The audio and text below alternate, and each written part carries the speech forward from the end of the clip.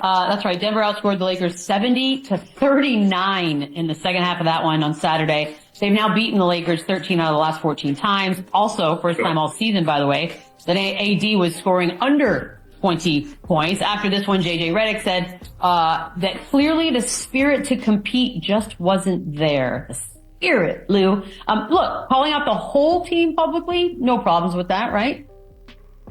Yeah, and to me, this is not a call out. You know, this is normal to us. You know, sometimes your team just don't have it for whatever reason. You know, you're gonna have nights like this where you just can't get right no matter what. You know, the energy is gonna be low. Mistakes will be made that you don't usually make as a team. And it just feels like the wheels are falling off and you can't all get on the same page. You know.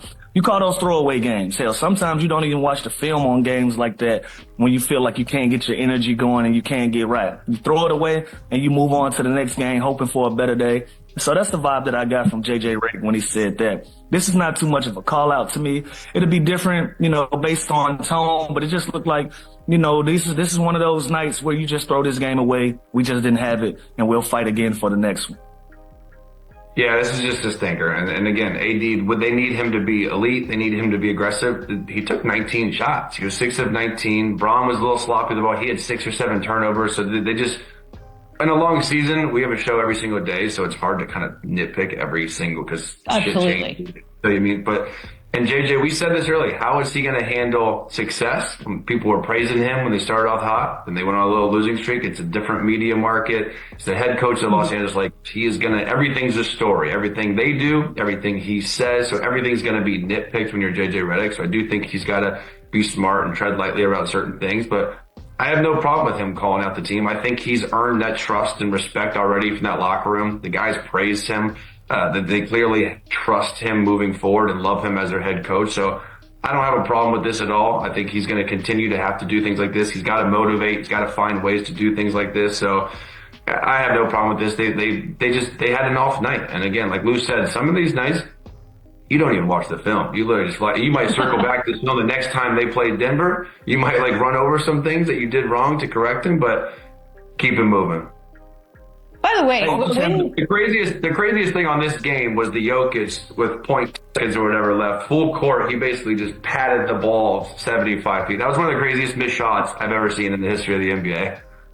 Hey, you know, speaking of JJ Redick, we need to get a snapshot of him right now. How he looks, how young he is, how vibrant he is. Yes. Let's see how he looks at the end of the season. You know how they do presidents when Barack Obama, he aged like 30 years. Same thing with JJ Redick. To see how much his job is going to age him in the season. Let's get a snapshot now and then. We have to. Yeah, no, keep track of that. And then I wish you could do a time lapse just so you could see it just all happening. By the way, when a team, and we've seen it, it's all over the league. You know, people go to Toronto, whatever. 13 of the last 14, though, to win if you're Denver. Is that now a mental situation we're looking at on the LA side? Just because I wouldn't say they're necessarily always better, but here we are. Got your number. Yeah. Then the teams are different. When it's that long, teams are different, coaches are different sometimes. So I just think it's a coincidence. I do think Denver's the worst place to play. It's impossible. It's the best home court advantage to me in the NBA, just with the altitude and everything, but. Yeah, I just think sure, they have their number, they match up well with them, but also when it's this long, 13, 14, 15 games, there's different teams, different roster, different coaches, so I don't think there's anything there. By the way, I believe with this victory, Mike Malone became the winningest coach in franchise history, I believe, and it was against the Lakers. So I'm sure that was a little special nod. More headlines, Zion. Hate starting this one.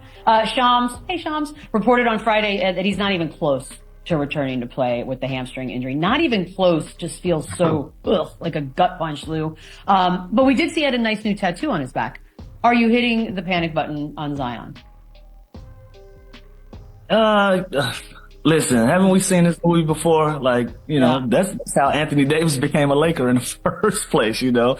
Fans get to a point where they buy in wholeheartedly to a concept of a player being that guy for your city, and the injuries just prevents that player to ever get to that place of consistency and you buying into what you were sold as a fan. You know, I'm not sure how many games he's played entirely, you know, as a New Orleans Pelican, but it feels like it hadn't been quite enough. You know, they want him available They may just have deja vu of this happening again, since he was the second coming to this guy, Anthony Davis, who was there for the city before he was, as far as this off the court activities, people got to understand you're still an adult. You're still entitled to live your life and do things you want to do off the court, include getting tattoos, It's huge, Lou. It's huge. But what does it have to do with his hamstring? He's laying on the table. Nothing. No, it's good for the hamstring. But fans correlate these things. Like, why is he sitting there getting a tattoo on his hamstring? It's like, it doesn't make a difference. There's only so many hours in a day that I can spend rehabbing this tattoo and rehabbing this hamstring and getting back on the basketball court. And fans just don't understand it. They don't want to see it until you're back on the court, So listen, some of the criticisms have been fair of Zion, but you got to give him grace. This is a guy he's a big body guy. This is a huge dude. He's dealing with nutrition. He's dealing with the rigors of an NBA schedule. He's dealing with a lot of different things, and his body hadn't been able to hold up to the level that it's needed in New Orleans. But the fans are, very much like Philadelphia. They're getting antsy down in New Orleans. They want this guy available. They want him on the floor. So are we hitting the panic button? I don't know if we're panicking, but it's like, okay, enough is enough. What's going on here?